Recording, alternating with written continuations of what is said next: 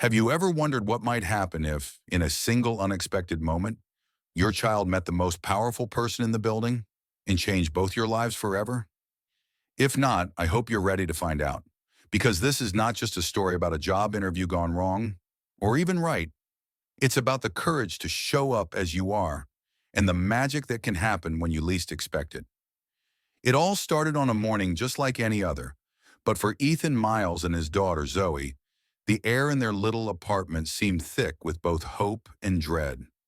Ethan was up before sunrise, ironing a secondhand shirt so carefully you'd think he was prepping for an awards show, not just another shot at a job that might finally help them breathe easier. In the tiny kitchen, Zoe, 7, skinny, all elbows and wild hair, sat at the table clutching a battered plush unicorn that had seen better days. She was too quiet for a kid her age, except when she was coloring or lost in one of her wild daydreams. "Be good, sweetheart. Just wait here for a little while, okay?" Ethan knelt to her level, retying her sneakers and tucking a granola bar in her pocket, hoping it would hold her over if this ran long. "I'll draw while I wait," Zoe whispered, holding the unicorn like a shield. The way she said it, so small but so sure, made something tighten in Ethan's chest. Parents know that feeling, the ache of wanting to do more, be more, protect your kid from every little uncertainty. He tried to smile anyway, but it was one of those half-courage, half-fear smiles that only single parents ever really understand. It was barely 8. He took a deep breath, straightened his shirt, and walked Zoe up the marble steps of the enormous glass office tower. Inside, the lobby was a fishbowl, light pouring in from every angle, business suits swishing by with coffee and confidence. Ethan spotted a cluster of chairs near the front desk and settled Zoe there, kneeling to look her in the eye. "You'll be okay?" "Promise," she said, flashing him a gap-toothed grin. He nodded, then handed her the little folder with her drawings inside, her favorite new thing to do. "I'll be back soon. If you need anything, the lady at the desk is nice. And remember, brave like the unicorn." Zoe nodded, more solemn than he'd ever seen her. The elevator ride to the 12th floor was endless. Inside the conference room, the air was sharper, colder, a place where people left their feelings at the door. Across the table, Sandra Hooper, head of HR, gave him a look that could freeze soup. She skimmed his resume in silence, eyes flicking up only to deliver pointed surgical questions. 2 years at Grain House, then 3 years running your own catering business. Then nothing? Why? Ethan didn't flinch. "My wife passed away. I needed to step back to raise my daughter." Sandra's face didn't change. "You're a single father. Support system? Daycare? Grandparents?" Ethan felt his palms sweat. "No family nearby. A neighbor helps sometimes. I've been working out a plan." She nodded once, the kind of nod that wasn't approval. "Here at Riviere Consulting, we value reliability. If a parent is called away suddenly, it's not just your problem, it's ours." "I understand," Ethan said, working hard to stay steady. "I came with a proposal." He slid a folder across the table. "Menu designed to reduce food waste, increase employee energy, and lower costs.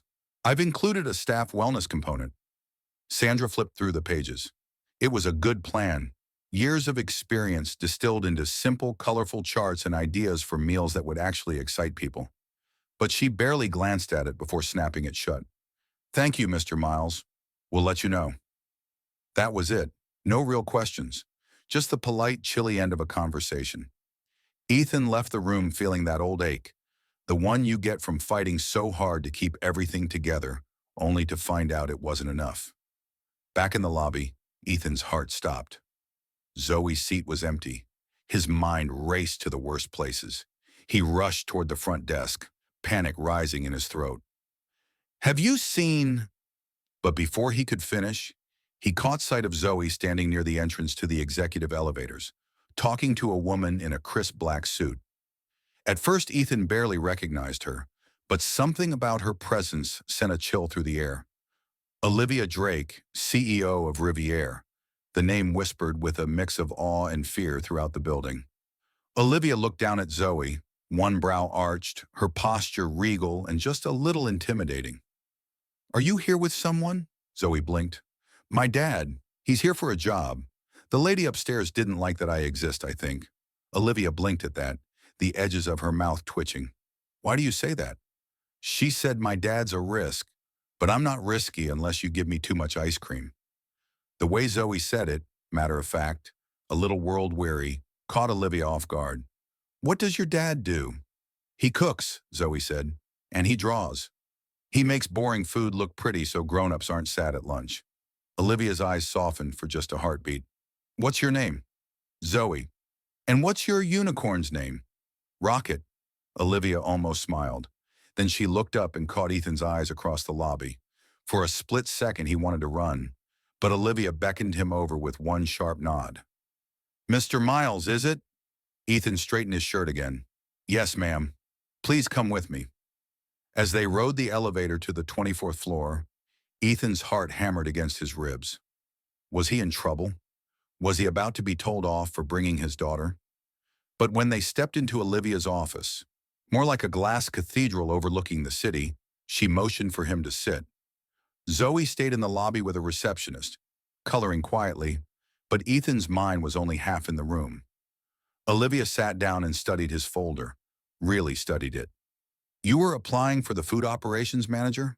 Yes. Interesting approach, she said, flipping through his menu ideas. You use color for mood? Yes, people eat with their eyes first. Colorful meals, playful menus. It helps people feel alive at work. You sound like you care about food more than profit.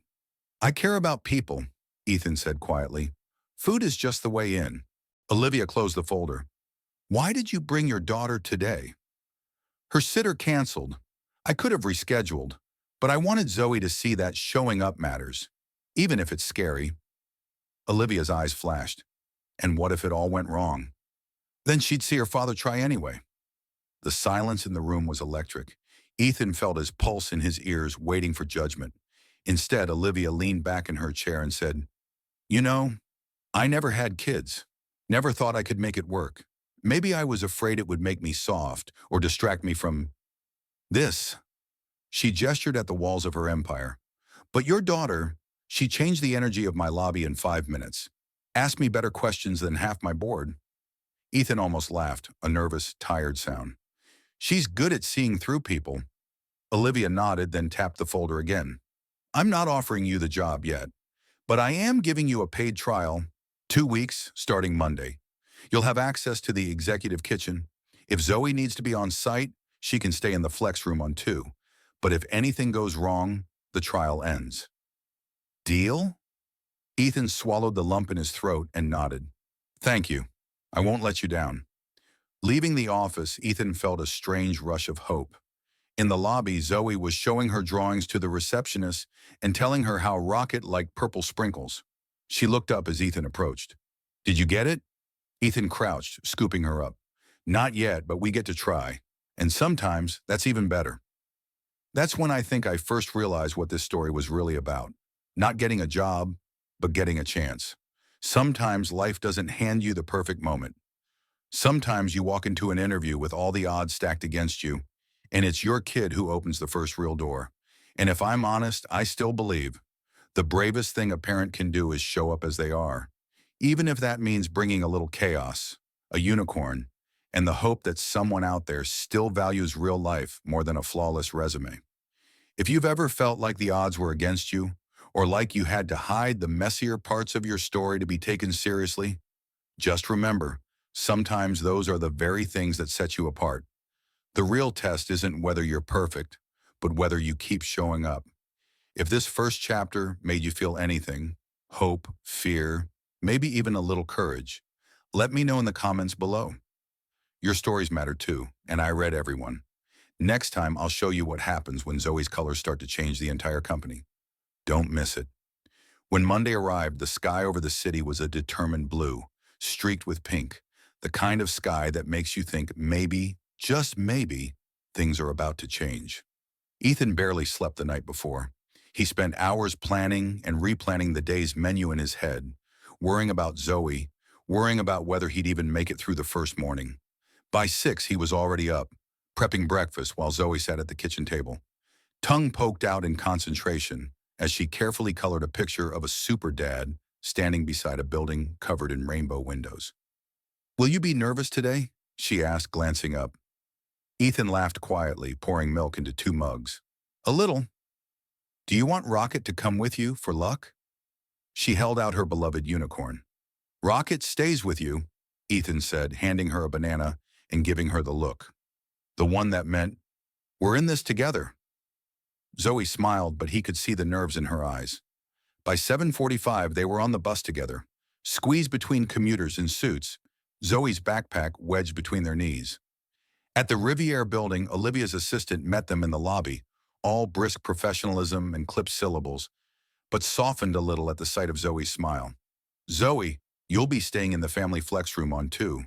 There's books, art supplies, snacks, and Ms. Carla, who'll be there with you all morning." Zoe gave her dad a look, a silent promise. "I'll be good." Ethan bent to kiss her forehead and whispered, "Brave like Rocket." She nodded solemnly. Upstairs, the executive kitchen was a world away from anything Ethan had ever seen. Gleaming steel, state-of-the-art equipment, rows of glass jars perfectly labeled. But it wasn't the machinery that made him sweat. It was the row of eyes. 3 sous chefs, a kitchen manager, 2 prep cooks, each with their own brand of skepticism. Ethan recognized it immediately.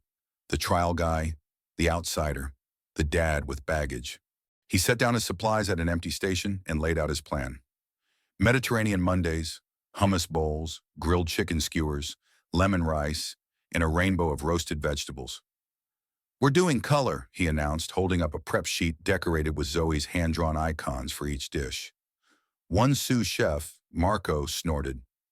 "What is this, a preschool menu?" "If you can plate a dish that makes someone forget they hate Mondays," Ethan shot back, "I'll let you name the next special." That earned a grudging chuckle from the pastry chef, and the others went to work. The kitchen built slowly, like a jazz tune finding its beat. Ethan was everywhere, chopping, tasting, directing, encouraging. By noon, the air was thick with scents of lemon, cumin, roasting peppers, and good-natured teasing. Marco approached, holding a bowl high. "You really think color matters?" "Try it," Ethan grinned. Marco took a bite, and for a second his face changed. He was 6 again, eating lunch on a sunny porch. He handed Ethan the bowl with a nod. "Okay, you win round 1. Meanwhile, in the flex room, Zoe was holding court. The room was bright, walls plastered with kids' art and construction paper hearts. Ms. Carla, the staffer, was kind and quick to laugh. Zoe sat at a little table surrounded by markers, sketching an elaborate scene of the office castle, with Olivia as the queen, her dad as the royal chef, and Zoe herself on a unicorn, leading the charge. Every so often, adults would wander by the glass door and smile at the little scene. Some left sticky notes with encouragement. One left a cupcake. At noon, Olivia herself swept into the kitchen for a surprise inspection. She was all sharp lines and business energy, but she paused at the sight of Ethan's plating. "What's this?" she asked, picking up a fork. "Grilled lemon chicken with rainbow rice and pomegranate." She tasted, and Ethan watched her face for a sign. Any sign. After a long moment, she nodded once. "Better than what I ate in Paris." The staff looked at Ethan with new respect. "We could use more Mondays like this," Olivia said quietly, before vanishing back to the executive floors. By 2:30, Zoe was in the lobby, waiting for Ethan. She ran to him the moment she saw him, waving a drawing. "Daddy, look! I drew Miss Olivia with a crown." "Don't let her see that," Ethan whispered with a grin. "She'll think you're angling for her job." Zoe giggled, tucking her unicorn under her arm. But as they left the building that day, Ethan could feel the weight of stares, the curiosity, the speculation. Not everyone was happy about this new arrangement. In the elevator, a VP he recognized from the website turned to him with a thin smile. "So, you're the new project. Good luck." There was no malice in the words, just the cold, familiar sense that not everyone wanted him to succeed. That evening at home, Ethan cooked pasta while Zoe sprawled on the living room floor, humming softly and coloring. The tension of the day began to melt, replaced by something almost like hope. "Did you make any friends?" Ethan asked. Zoe thought a moment. "Miss Carla is nice. She says I ask good questions, and Marco said my unicorn would make a good chef. Ethan laughed, but then his thoughts turned darker. What if he didn't pass the trial? What if Zoe got bored or, worse, upset? Was he risking too much? Her safety, her happiness, for the chance at something better? That's the thing about being a parent, especially a single one. Every risk feels doubled. Every decision is a question mark, a weighing of hope against fear. But what's the alternative? Teach your child to play it safe, to shrink their world instead of growing into it? I don't think so. Not for me. Not for Zoe. By the end of the first week, things had changed. Ethan's food was a hit. More smiles in the cafeteria, staff lingering at the counter to compliment the plating, even a congratulatory email from the facilities director. Olivia started dropping by unannounced, sometimes sampling dishes, sometimes watching Zoe's quiet presence in the flex room, with a softness in her eyes that made Ethan wonder about her story. But trouble was brewing upstairs. Word had gotten around about Ethan's special arrangement. Some called it progress, but others, especially on the board, called it a distraction. The HR head Sandra summoned Ethan one afternoon. Her office was even colder than before. "You're making waves," she said flatly. "The board is concerned about setting a precedent." A precedent for what? Good food, letting parents work? Ethan's tone was sharper than he meant, but he didn't apologize. Sandra sighed. "This isn't personal, Mr. Miles. We don't do things this way." Ethan stood, folder in hand, heart thumping. Maybe that's why things need to change. Back in the kitchen, Marco leaned over. "You poked the bear?" "Guess so," Ethan replied. "You worried?" "About you?" "Nah." "About me?" "Maybe. I've got twins at home. If this works out, maybe I can finally tell HR I need a later shift on Thursdays for daycare." For the first time, Ethan saw the cracks in the system, the ways parents had been hiding, compromising, shrinking to fit. Maybe, just maybe, he and Zoe were doing something bigger than landing a job. That weekend, as they made pancakes together, Zoe asked, "If you get this job, will we still have time for pancake Saturdays?" "Always," Ethan promised, not knowing if it was true but wanting her to believe it anyway. Personal confession. As I write this, I feel how much of our own lives gets wrapped up in these small promises. We want to shield our children, but sometimes the best we can do is show them we're willing to fight, to fail, to keep trying. Maybe courage isn't about never doubting. Maybe it's about loving someone enough to try, even when you're scared to death. The next Monday, the air in the office was electric. Word had spread. The board was meeting. Ethan kept his head down, plating frittatas and salad, but he could feel the tension rising, like a storm about to break. Olivia arrived mid-morning, hair pulled back, suit immaculate, but her eyes darted with an energy he hadn't seen before. She pulled Ethan aside. "You're doing well, better than well. The staff love you, but the board is watching. There are whispers. Some want me to end your trial now." Ethan nodded, jaw clenched. "If they do, just tell me. I'll leave quietly. I won't make trouble." Olivia shook her head. "You don't get it. This is bigger than you, Ethan, or even me.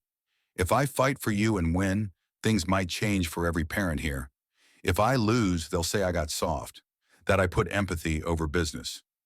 "And what do you say?" Ethan asked quietly. Olivia hesitated, then smiled, a small, genuine thing. "I say the world could use a little more softness." That day, Zoe's artwork went up in the cafeteria, a bright mural of people sharing lunch, color everywhere, rocket flying over the tables like a mascot. The staff loved it. Even the CFO, known for never cracking a smile, chuckled at the tiny detail of his bald head, drawn with a superhero cape. But upstairs, the storm was breaking. As the week ended, a memo circulated. The board wanted Olivia to justify Ethan's trial and his daughter's presence at the next executive session. Olivia met Ethan's eyes in the hall that evening, and for the first time he saw her mask slip. "Whatever happens," she said, "you showed up. You mattered." "We all did," Ethan replied, glancing at Zoe. "Even the unicorn." That night, as Ethan tucked Zoe into bed, he realized he wasn't just fighting for a job. He was fighting for a place in the world, not just for himself, but for anyone who ever felt like their life, their family, their heart was a liability instead of a strength. Sometimes the most ordinary people spark the biggest changes just by daring to show up and love out loud. If you're still with me, I'd love to know, when was the last time you risked something big for someone you loved? Was it worth it? Share your story below, because sometimes the act of telling our truth is the first step to changing everything. Next time, I'll show you what happened when the board made their decision, and how one little girl with a unicorn and a box of crayons changed a company forever. Stay tuned. The morning of the board's decision arrived cloaked in a heavy gray stillness that seemed to press in from every side. Ethan barely slept, pacing the living room in socks, watching Zoe sleep on the sofa, her arms wrapped around Rocket the unicorn. He'd promised her everything would be okay, but the truth was, he didn't know. Sometimes being a parent meant standing in the doorway of uncertainty and pretending you were sure.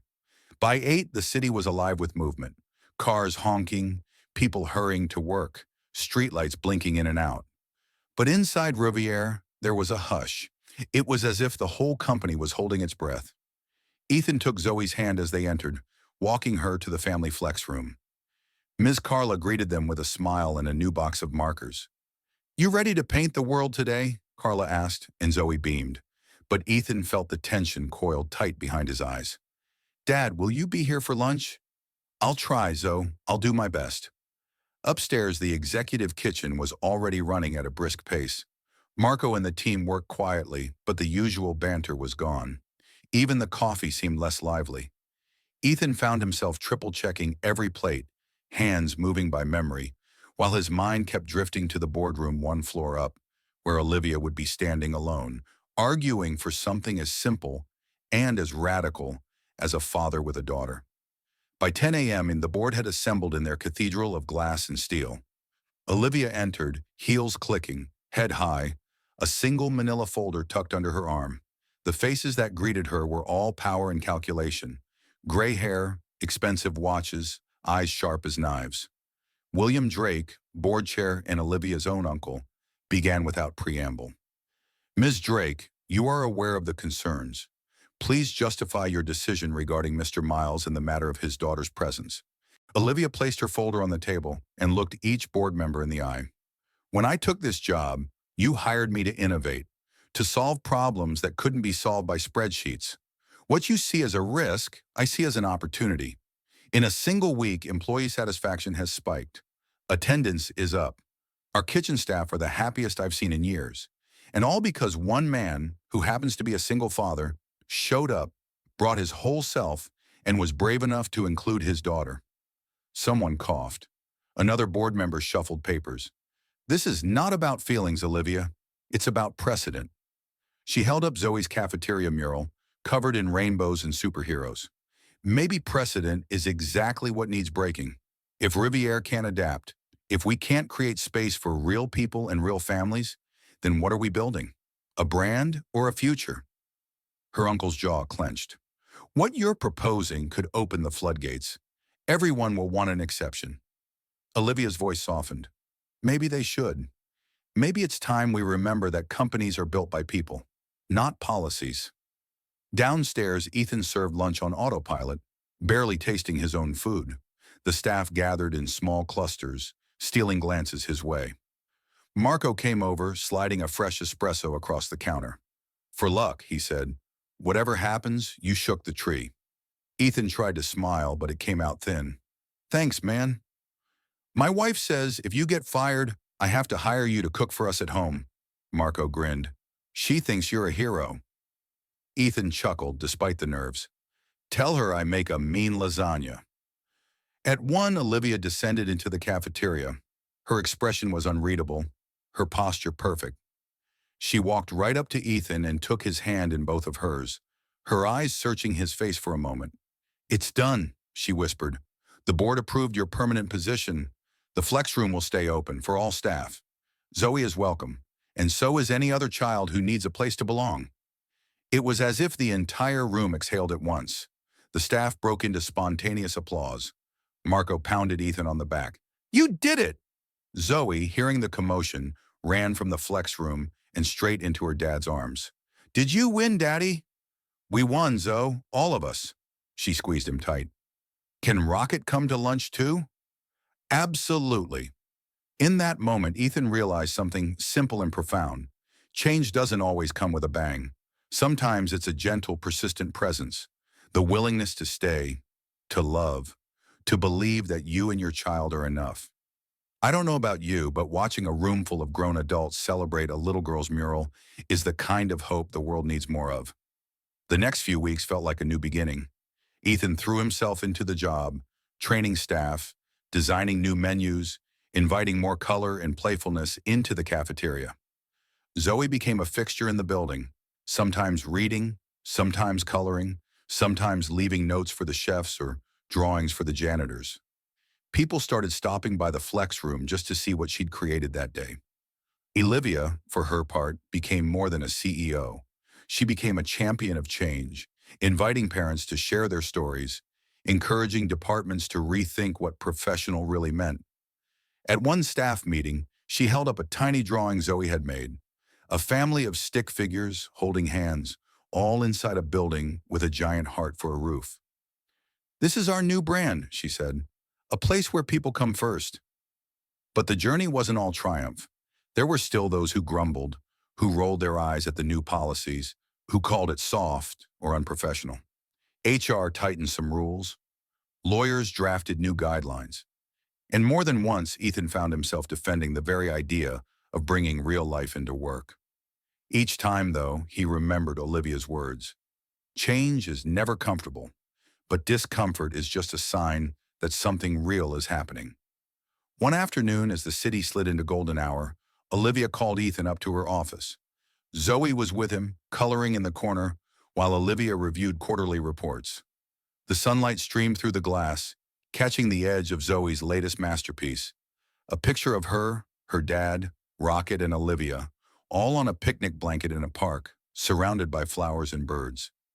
"Do you know why I kept fighting for you?" Olivia asked, her voice quiet. Ethan shook his head. "Because you reminded me what I lost chasing this job. I forgot what it was to be whole. I forgot what it meant to show up, not as a CEO, but as a human being." Ethan smiled. "You gave us a chance. That's all anyone really needs." Olivia looked at Zoe, who was carefully shading in a sunbeam with yellow.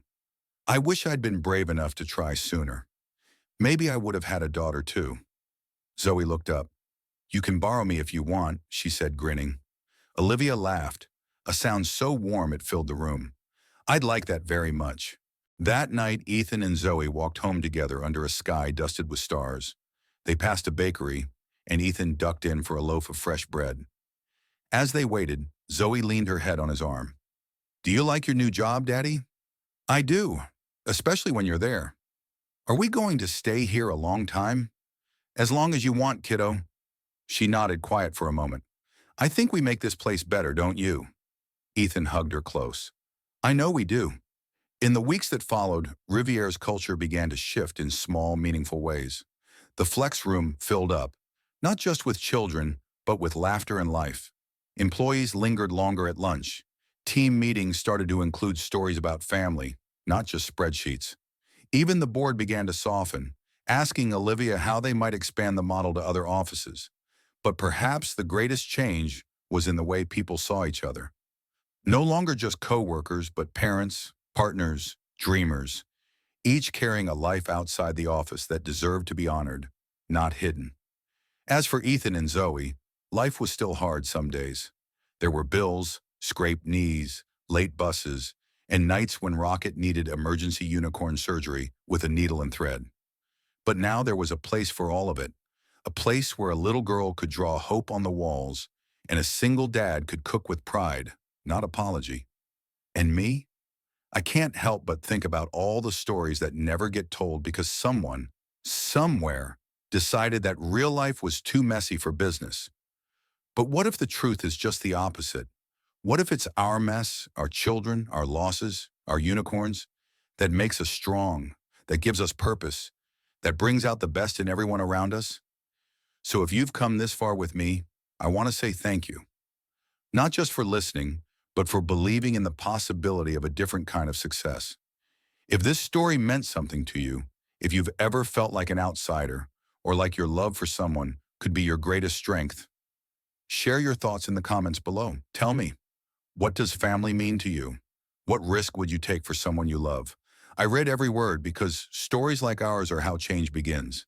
And don't forget, sometimes the bravest thing you can do is just show up as you are and trust that someone out there will see the real you and say yes.